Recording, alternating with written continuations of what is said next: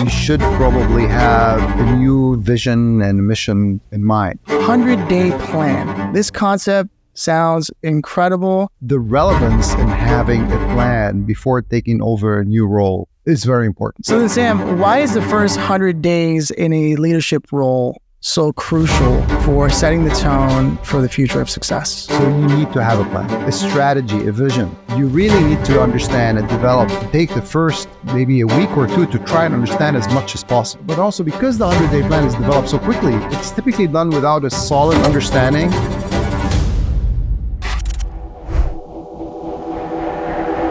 Welcome to Business Model Hackers, the podcast where we unravel the complexities of business strategy and management tools. Sam Schreim, a former top-tier management consultant who traded the security of a lucrative career for entrepreneurship, and this podcast being part of that journey is what you're listening to. And we're going to be diving deep into a concept today of the 100-day plan. See, Sam, as you should know, brings a wealth of experience having advised everyone from Fortune 500 executives to ambitious startups. It extends his expertise to government and nonprofits in strategic and management roles. So gear up as we dissect and understand today's topic. Let's hack into it. Sam, my man, 100-day plan. This concept sounds incredible. Is it gonna take us 100 days to understand this concept? Hey, Philip. How are you today, by the way?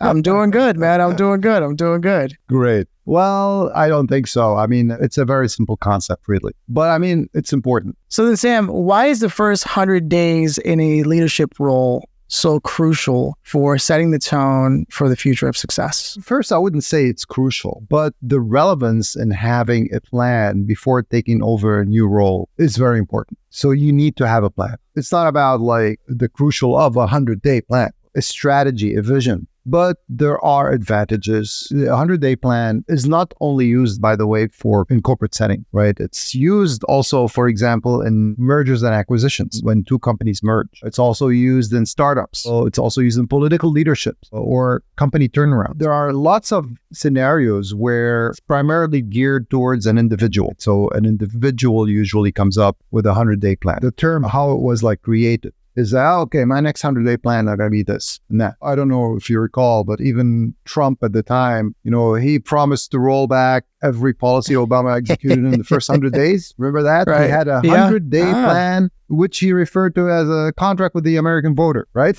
So This is like a term that's used every time a leader takes over a specific role or, two company merge. So the CEO or the companies, the merged entity would have created like a 100-day plan. So are there any specific examples maybe in corporate or business? Yeah, sure. I mean, like the example of Microsoft, right? Like when there was a transition from Bill Gates to Satya Nadella. By the way, this 100-day plan is not usually published. It's kind of like a confidential document, but he had a vision, right? I'm sure he had a plan for his first 100 days, how he's looking to transform Microsoft. You look at it now, you can't contribute like his work to the first 100 days, but he probably used the 100-day plan to hit the ground running. When, for example, Dow and DuPont merged, right? There's that famous 100-day plan also, which was also crucial in creating and materializing synergies. M&As have, the problem of over 70% of mergers do not realize the full value. Very few mergers actually realize that. And it's very important when you do the post-merger acquisitions in any merger. I think right now is almost the norm to have a 100-day plan.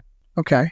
Yeah, as I hear more about this, it kind of reminds me of when you onboard like a marketing team and they tell you, 90-day plan, right? Or the first quarter. So it seems very like a ramp that people are coming up to launch things. And so then how does a 100-day plan facilitate both immediate impact and long-term strategic positioning?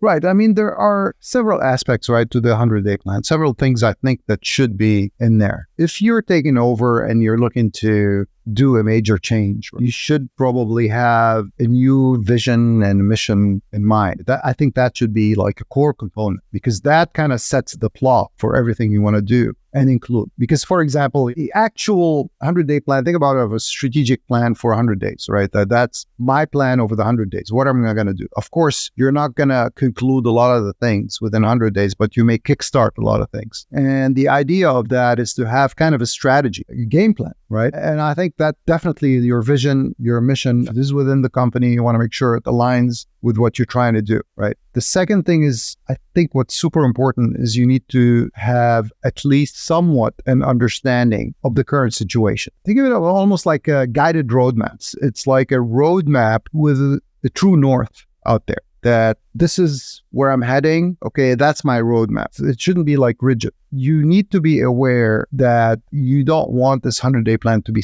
cast in stone, right? The most common thing is to assume that the pitfalls that I see, I think, from people taking over new organizations, is that they assume they know everything, which is a big mistake, right? You will only know when you actually has taken over. So it's not like, oh, I have a 100-day plan. I'm going in there. I know what I'm going to do. Hey, I'm going to slash here 100 people and 1,000 people. It doesn't work like that. You really need to understand and develop and take the first maybe a week or two to try and understand as much as possible. But also because the 100-day plan is developed so quickly, it's typically done without a solid understanding of the situation. And I think one of the common things that you should have is develop a solid understanding of the situation. That should be part of your core thing. Then it should be done quickly within the first 100 days. Since you mentioned the pitfalls, that's probably one of the more important elements to get into as you start to ramp things up. You mentioned sort of like what happens, and you brought up the idea of how a 100-day plan is really theoretical until you actually are in the room and looking at the operations. So what are some common pitfalls that someone who comes in with this 100-day plan run into, aside from the theoretical? Yeah, I mean, I like to bring in this analogy. I was a strategy consultant for the better part of my life, taking also roles where I've led teams and led organizations. But I think the biggest part is the problem with the strategy consultant is they may sometimes come up with strategies that are not implementable, right? And the other thing is, I would tell you this, a lot of the strategy consultants are so smart and they've done so many projects and they're super experienced. They're super bright, by the way. Like I have all respect for strategy consultants, especially those in elite firms. But the problem is that arrogance sometimes get in their head and they may come up with like strategies based on hypotheses and previous experience, right? I mean, that's like one of the cognitive biases. They may make assumptions. So you go in, by the way, this is always the case in strategy consulting, where you go in with the hypotheses and actually go in with the solution before you even come up with the solution, believe it or not. So 90% of the time we go in there, we have the solution in mind. And the rest of the time, you have a solution during the first week, and the rest of the 8 to 12 weeks we spend backing up, proving the solution. And I think the 100-day plan is very similar to this. So you kind of built your plan based on a hypothesis.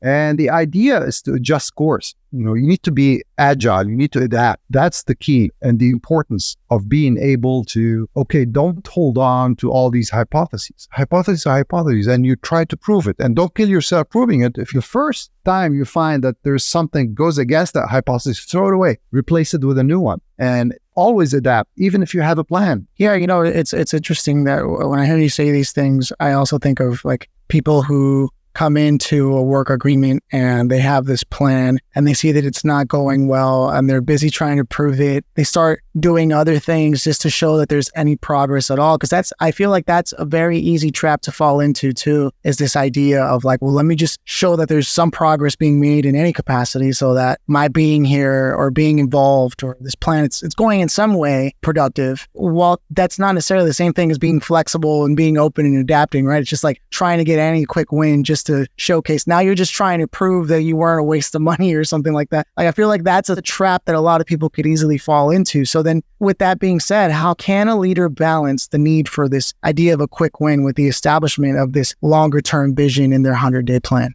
Right. I mean, quick wins are usually no-brainers. They're easy to implement. Long-term is set in the vision in a way. The new leader should outline that and set the direction without exactly saying how we're going to get there, because you can't do that before you jump into the situation and actually try to navigate your things around. You don't know the people, you don't know what's going on, all of that you will do during the 100 days. But if you go in there with preconceived ideas and try to implement them, I think you're set to fail. 90% of the time you're set to fail, unless you're lucky. That's my 2-cent advice for people when they go in with like a rigid 100-day, similar to strategic planning, right? I mean, if you look at strategic planning in the past, in the 60s, they used to set strategic plans for 30 years.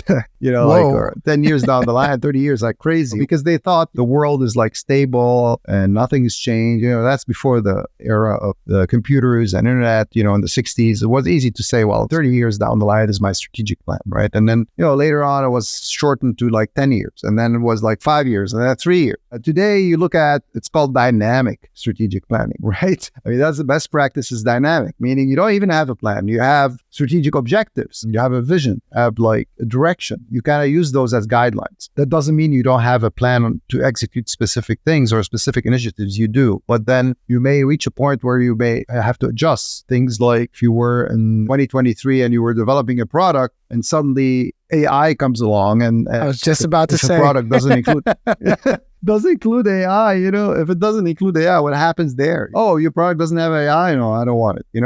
So you need to be flexible that way. You also need to have like leadership development plans or capability gaps, understand what kind of gaps do you have in the organization, how you want to plug them in. You need to have a stakeholder engagement plan, like the board members. And if you're a public company, shareholders, you need to be prepared for all that, your customers, all of that, because that's important during a leadership change. Those are like, if you want like a long list of stuff, it may be applicable or not applicable. The other thing is you need to have is key performance indicators, your KPIs. You need to understand what are the things you want to measure. You can set aggressive targets like broad, but then I think it's better to wait to see what you want to do. You need to have a communication plan, a risk assessment. That's the most important part. 100 days later, you need to revise your plan. So your plan is only good for 100 days. And you've done all of that, you should have a new plan. And the most important part is never stick to a rigid plan. You should always be lean and agile. Your plan should be dynamic. Yeah. I mean, especially with technology changing faster and faster, there's going to be a day where this 100-day plan will likely be a lot shorter as things continue to ramp up and emerging technologies take over. It's still good, though, to have this concept in tow, because I can see how it can apply to pretty much anything you're going to do. If you want to get in shape, have a 100-day plan. You think you're going to do 100 push-ups a day, the chances are you're probably not, especially if you haven't been working out to begin with, right? So I can see the way these concepts are not only great for business, right? But you can take this to a very everyday life thing and it still applies. With that said, I believe that wraps up our time for today. That's all we really have. As usual, we can't thank you enough for tuning in to Business Model Hackers. And really, we hope that you go and visit the businessmodelhackers.com, and I'll tell you why. Every single time you go there and you join for the email newsletter, you end up getting super deep, in-depth analysis and breakdowns of the concepts that we're discussing here. So go to businessmodelhackers.com, sign up, and you should be receiving things in your inbox regularly. With that said, again, until next time, just keep innovating and hacking away.